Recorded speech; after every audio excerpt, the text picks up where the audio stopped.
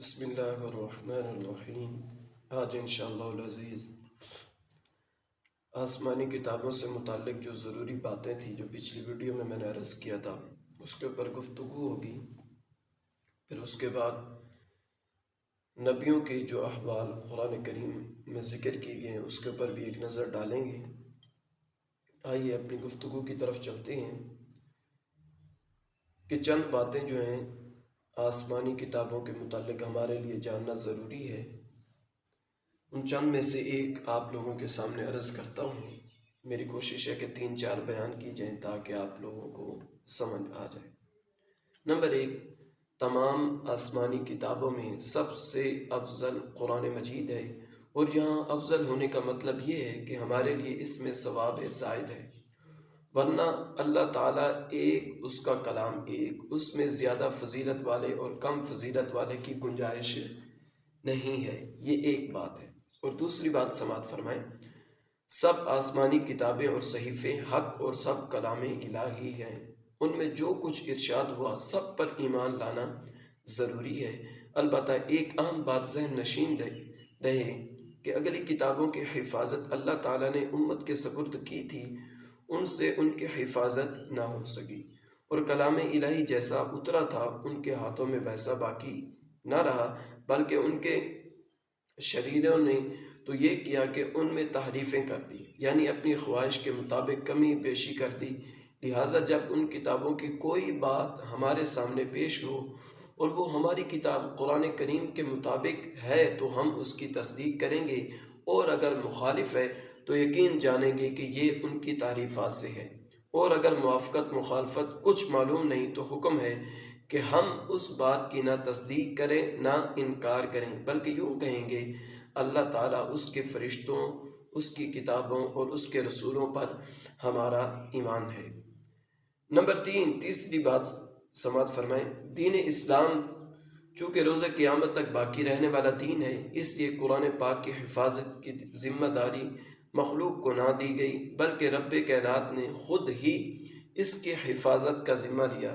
اللہ رب العزت نے قرآن کریم میں ارشاد فرمایا، اِنَّا نَحْنُ نَزَّلْنَا الذِّكْرَ وَإِنَّا لَهُ لَحَافِظُونَ، بے شک ہم نے اس قرآن کو نازل کیا ہے اور بے شک ہم خود اس کی حفاظت کرنے والے ہیں۔ لہذا اس میں کسی حرف یا نقطے کی کمی بیشی محال ہے۔ اگرچہ ساری دنیا اس کو بدلنے پر جمع ہو جائے تو جو یہ کہے کہ اس میں سے کچھ پارے یا صورتیں یا آیتیں بلکہ ایک حرف بھی کسی نے کم کر دیا یا بڑھا دیا یا بدل دیا تو وہ قطعاً کافر ہے کہ اس نے مذکورہ بالا آیت قرآنی کا انکار کر دیا۔ آخری بات سماعت فرمائیں، قرآن پاک کے علاوہ جتنی آسمانی کتابیں نازل ہوئی وہ صرف انبیاء کرام علیہ السلام کو زبانی یاد تھی، اور ان کی امت کے لوگ صرف دیکھ کر ہی ان کی تلاوت کر سکتے ہیں، جبکہ اللہ تعالیٰ نے اپنے حبیب صلی اللہ تعالیٰ علیہ وسلم کی امت کو یہ خصوصیت عطا فرمائی ہے کہ ان میں چھوٹوں سے لے کر بڑوں تک بے شمار ایسے لوگ موجود ہیں جنہیں قرآن پاک زبانی یاد ہے۔ تو آئیے اوصاف انبیاء کے اوپر بھی ایک نظر ڈال لیتے ہیں۔ یہ آسمانی کتابوں کے متعلق چند ضروری باتیں جو تھی جو میں آپ کے سامنے بیان کرنا ضروری سمجھتا تھا وہ میں نے آپ کے ہاں گوش گزار کر دی، تو اس سے خود بھی فائدہ اٹھائیں اور دوسروں کو بھی اس کی ترغیب دلائیں تاکہ آپ کی وجہ سے ان کا بھی بھلا ہو جائے، فائدہ ہو جائے۔ تو آئیے اوصاف انبیاء کے متعلق قرآن کریم میں دیکھتے ہیں کہ قرآن کریم نے انبیاء کے اوصاف کو کس طرح ذکر کیا ہے۔ انبیاء و مرسلین انتہائی اعلیٰ اور عمدہ اوصاف کے مالک تھے، چنانچہ حضرت ابراہیم علیہ السلام کے بارے میں اللہ رب العزت نے ارشاد فرمایا، اِنَّ إِبْرَاهِيمَ لَحَلِيمٌ أَوَّاهٌ مُنِيبٌ، بے شک ابراہیم بڑے تحمل والا، بہت آہیں بھرنے والا، رجوع کرنے والا ہے۔ سبحان اللہ۔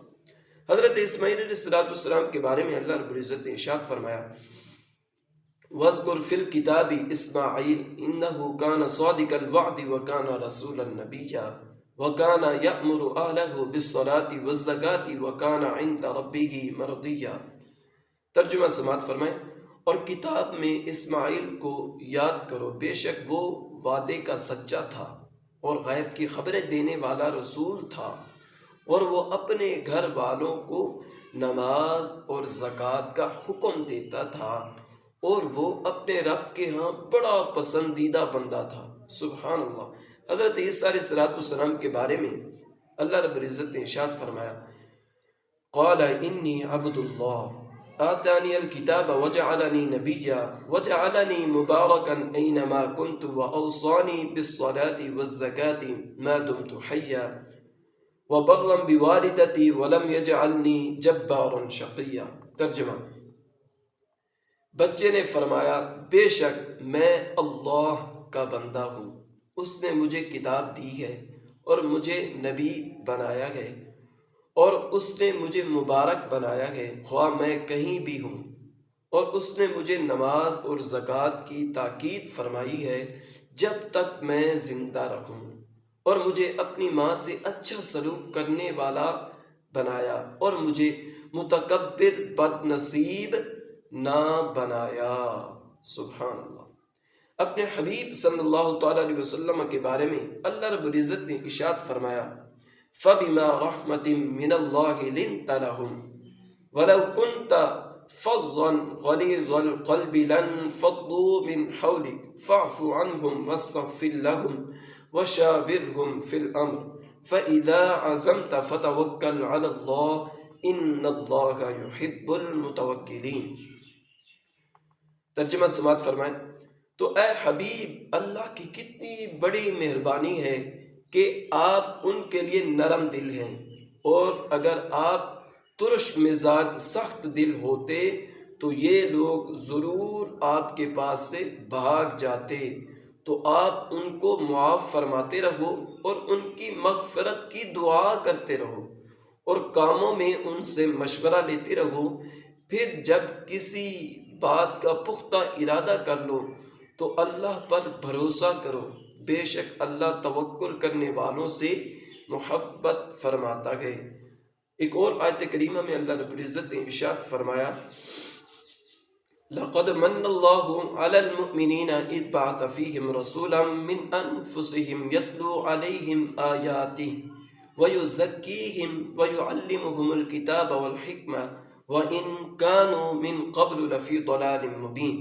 بے شک اللہ نے ایمان والوں پر بڑا احسان فرمایا جب ان میں ایک رسول مبعوث فرمایا جو انہی میں سے ہے، وہ ان کے سامنے اللہ کی آیتیں تلاوت فرماتا ہے اور انہیں پاک کرتا ہے اور انہیں کتاب اور حکمت کی تعلیم دیتا ہے، اگرچہ یہ لوگ اس سے پہلے یقیناً کھلی گمراہی میں پڑے ہوئے تھے۔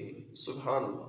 ایک اور آیت کریمہ میں اللہ رب العزت نے ارشاد فرمایا، الذين يتبعون الرسول النبي الأمي الذي يجدونه مكتوبا عندهم في التوراة والإنجيل يأمرهم بالمعروف وينهاهم عن المنكر ويحل لهم الطيبات ويحرم عليهم الخبائث ويضع عنهم إصرهم والأغلال التي كانت عليهم فالذين آمنوا به وعزروه ونصروه واتبعوا النور الذي انزل معه اولئک هم المفلحون۔ وہ جو اس رسول کی اتباع کرے جو غیب کی خبریں دینے والا ہے، جو کسی سے پڑھے ہوئے نہیں ہیں، جیسا یہ اہل کتاب اپنے پاس تورات و انجیل میں لکھا ہوا پاتے ہیں، وہ انہیں نیکی کا حکم دیتے ہیں اور انہیں برائی سے منع کرتے ہیں، اور ان کے لیے پاکیزہ چیزیں حلال فرماتے ہیں اور گندی چیزیں ان پر حرام کرتے ہیں، اور ان کے اوپر سے وہ بوجھ اور قید اتارتے ہیں جو ان پر تھے، تو وہ لوگ جو اس نبی پر ایمان لائے اور اس کی تعظیم کریں اور اس کی مدد کریں اور اس نور کی پیروی کریں جو اس کے ساتھ نازل کیا گیا، تو وہی لوگ فلاح پانے والے ہیں۔ مزید حدیث و آثار میں موجود ہے، بے شمار اوصاف میں سے 42 اوصاف کی فہرست بھی ملاحظہ فرما لیں۔ نمبر 1، حکمت امیز گفتگو کرنا۔ نمبر 2، اچھی باتوں کے سوا خاموش رہنا۔ نمبر 3، حصول علم کے لیے سفر کرنا۔ نمبر 4، علم میں اضافے کا خواہش مند رہنا۔ نمبر 5، لوگوں کو دین کا علم سکھانا۔ نمبر 6، بھلائی کے کاموں کی طرف ان کی رہنمائی کرنا۔ نمبر 7، لوگوں کی خیر خواہی اور ان کے حقوق ادا کرنا۔ اور نمبر 8، ضعیفوں، یتیموں، مفلسوں، مساکینوں اور خادمین کے ساتھ شفقت اور مہربانی سے پیش آنا۔ اور نمبر 9، بردباری اور حسن اخلاق سے پیش آنا۔ اور نمبر 10، لوگوں کی خطاؤں سے درگزر کرنا۔ اور نمبر 11، ان کی طرف سے بچنے والی اذیتوں پر صبر و تحمل کرنا۔ اور نمبر 12، برائی کا بدلہ بھلائی سے دینا۔ اور نمبر 13، مخلوق خدا کو واعظ و نصیحت کرنا۔ نمبر 14، حق بات بیان کرنے میں کسی کی ملامت کی پرواہ نہ کرنا۔ اور نمبر 15، عدل و انصاف سے کام لینا اور حق فیصلہ کرنا۔ اور نمبر 16 تا 18، سخاوت، مہمان نوازی اور مہمانوں کی عزت و تکریم میں سب سے آگے ہونا۔